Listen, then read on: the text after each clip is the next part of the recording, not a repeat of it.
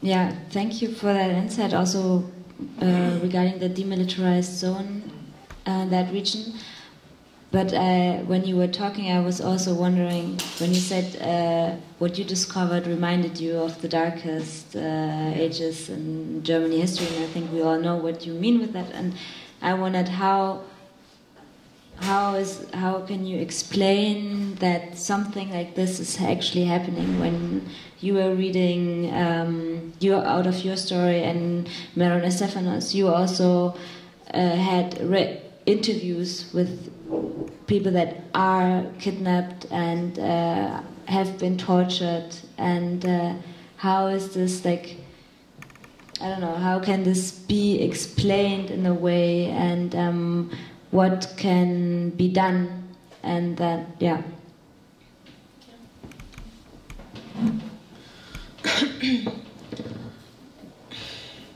Well,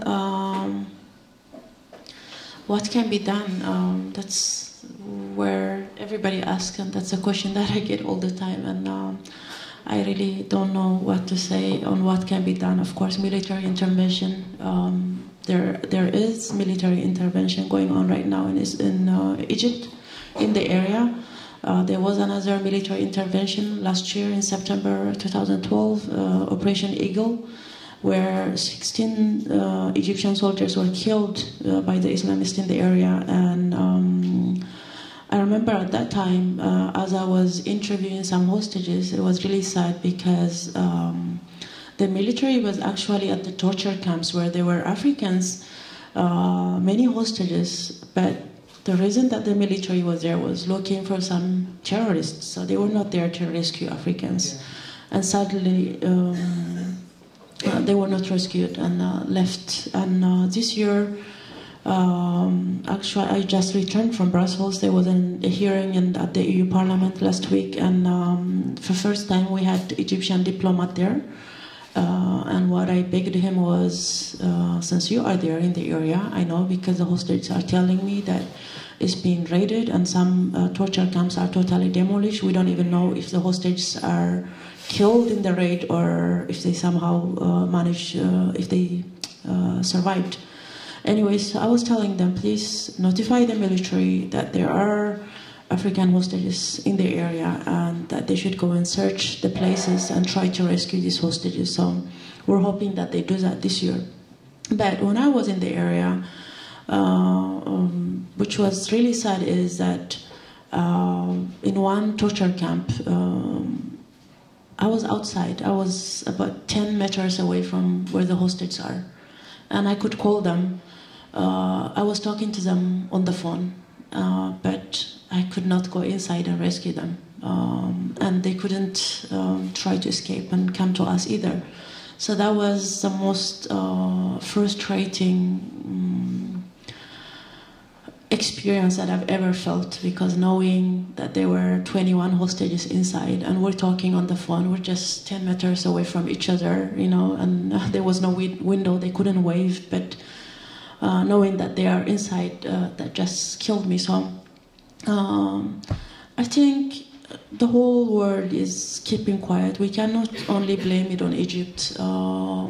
First of all, to me, there is why are Eritreans fleeing? The root cause. We have to discuss about the root cause, because, okay, maybe Egyptian military can go inside and rescue 300, 400 hostages that are left in the area.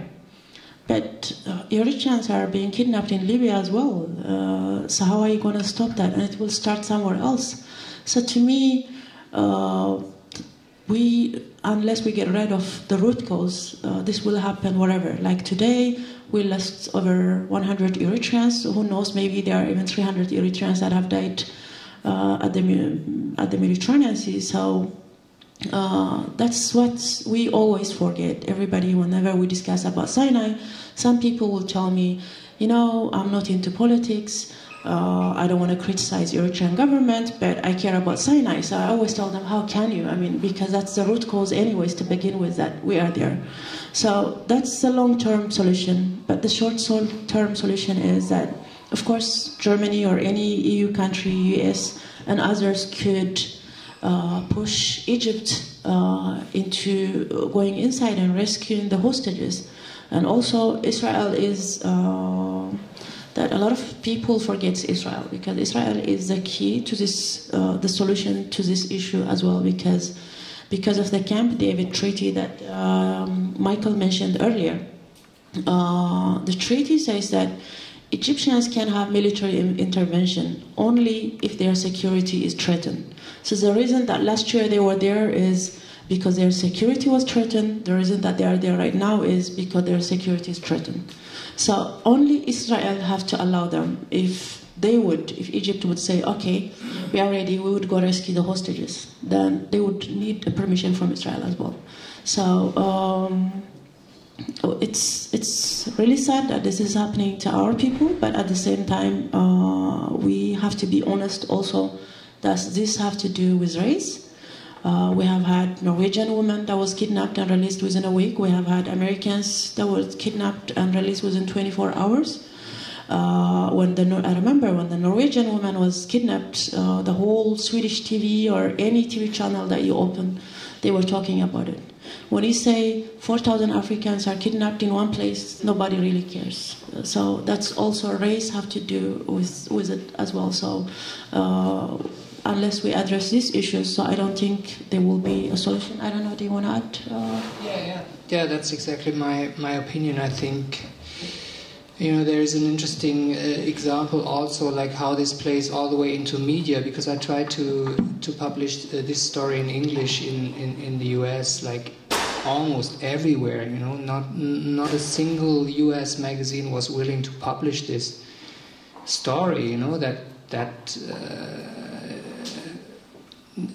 then like a month or 2 months later, after I had done the round, there was this a New York Times magazine cover story on two white Americans, a New York Times magazine story, cover story on two white people that have been taken hostage in Somalia, and that's exactly the situation that has to be also addressed on even on a meta level, like what are we talking about here? And so thousands of Africans are taken hostage, not only taken hostage, also like tortured on the phone, and their dead bodies dumped into the desert, nameless, like that's nobody seems to care, and that's, or people care for a moment and then like it's over again. So that I agree on this entirely. I also wanted to comment on your question, like how is this possible? Darkest sides of darkest times of German history, etc. How is this possible? How can people do this to other people? That was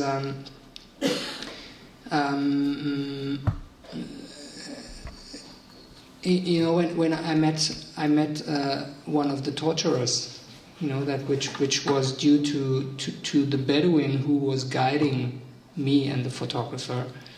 He enabled us to finally meet one of the Bedouin torturers, and we were sitting there in the desert, and it was like the sun came down and the light was nice, and like there's a mat in the sand, and we're having tea, and there comes this man in a jalaba, and he sits down, and you kind of have to forget who he is and what he does, and then he starts talking about the most kind of the cruel, the most terrible atrocities that people can do, human beings can do to each other, but in a tone as if he spoke like about the peaches or the apples or something, So I was interested in why. I asked him why, how can you do this to another human being? And he said, I was paid for it. 120 euros per month was enough for him to do it, and he didn't show any sign of empathy or nothing. It was just a business like any other business, and that was the most shocking part to me was then when on our way back to Al-Arish we stopped over at a house, and there again everything was very beautiful, the feeling of vacation in the desert, and there were the peach trees, and there was a couple of kids coming over, and he said, come, I'll show you the peach trees, and we photographer and me, we followed them into the peach tree with our translator. And there was this boy, he's about 12 or 13 years old, and he said that he's just about finishing the school. And I asked him, what do you want to become? And he said, yeah, like even the class, he knows people who have done their school very well, but they didn't get any jobs. There's no future here. Like we don't have any, we had no employment. And I insisted, but okay, but what do you want to become? A taxi driver or a teacher or a doctor and he said, I want to torture Africans, and first nor the photographer nor I, we didn't react at all, because I thought maybe he had heard that we were interested in the subject or something. We didn't, but he kind of insisted, and the kids, like shouting, they were enthusiastic about, and he came up like 12, 13 years old, he came up with all the details, like, okay, buy him for 5,000, get ransom 30,000, then resell him to the next, and then he came up with all the torture details, the torture methods, and that's a 12-year-old boy in this area. So you can imagine how desperate the situation is in the area. This is not to defend those atrocities, but you have to know that that also, like the economic and social situation in this area is crass, and as long as this is not changed, the things like human trafficking and torturing can kind of flourish. There's no alternatives. But then also the shocking thing is that this is the next generation of Bedouins in this area, and then like when I was shocked in this moment, something else came into my mind, which the torturer had told me, because he had told me, listen, if we don't get any Africans anymore, we're going to get to Cairo and get our hostages there, That also is a dimension that a lot of Africans in Cairo are now afraid that Bedouins could come all the way to Cairo to harvest them and get them back into. So even Cairo, which the Bedouins, when the Bedouins from Sinai go to Cairo, they say we go to Egypt, So they don't consider themselves Egyptians, and they don't consider Sinai Egyptian territory. They say, okay, as soon as they cross the Suez Canal Bridge, they say we go to Egypt. So they don't consider them part of the Egyptian state. And even less now after what's going on there at the moment. I also want to say that the raids and the military that goes in there, they go after the Islamists, concretely. Like they say, okay, who is a radical Islamist?